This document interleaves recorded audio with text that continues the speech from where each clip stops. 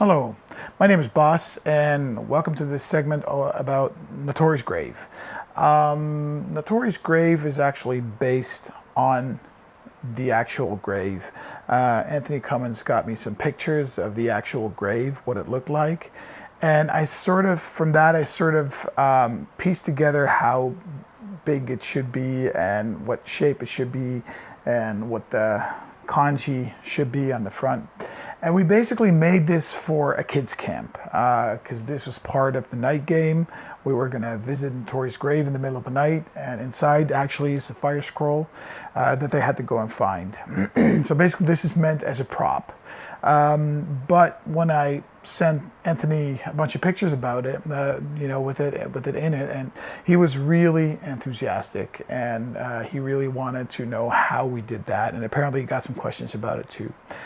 So sadly enough, during the build, I didn't really take any pictures because it didn't dawn on me that people would be interested in this. But so I'm going to try and piece it together just with a story. Just to show you the grave first, it's just the grave. It's massive. Like there's just a little hole inside for the fire scroll, but that's pretty much it. So the grave is really nothing more than slices of wood. So I took the original grave and I sort of pieced together from Photoshop what it sort of should look like, and I printed that out, and then I cut it, in the right size, so basically you take a saw or something like that and you just cut it to the right pieces, and that's where the original, like the basic shape comes from. We just basically, this is, I don't know, I guess like 15 layers of wood that are about the same size. So as soon as we've done that, you put it together either with screws or with, glue, whatever you want to do. We actually both use screws and glue. Pieced it together and sanded it down to sort of get the rough shape. Then we had to make the final segment, which is, I guess the frame you would call this, where it sort of becomes the shape of a grave, and we have this little ridge here, and also we had to get the lettering in, or the kanji in, which is kind of hard because it was hard to see in the pictures what the kanji really looked like. So I'm not sure if that's completely accurate. It's as close as I could see it. So I mean, if Anthony ever goes out there, it'd be kind of great to get some really good shots of what the kanji look like, so we can redo that. Anyways, the problem was to get the kanji from the computer onto the wood. So at a certain point I found out that apparently stuff that you print with a laser printer, as soon as you apply an iron to that, you can transfer it. So I made up the kanji and I mirror imaged it, printed it out, and we put it on the wood and I ironed it, and voila, it sort of came out okay. Some of the kanji weren't as good, weren't really easy to see, but I could sort of copy them down from the original. So I ended up with a reasonably good set of kanji. After that, I cut them out with a Dremel, I guess you call them. I'm not sure what you call that in English. I'm assuming that's the same. It's one of those little drill-like things. So I cut out the basic shape of the kanji, and then as soon as that was done, we added like the frame to it. This is the final piece. So they're all layered.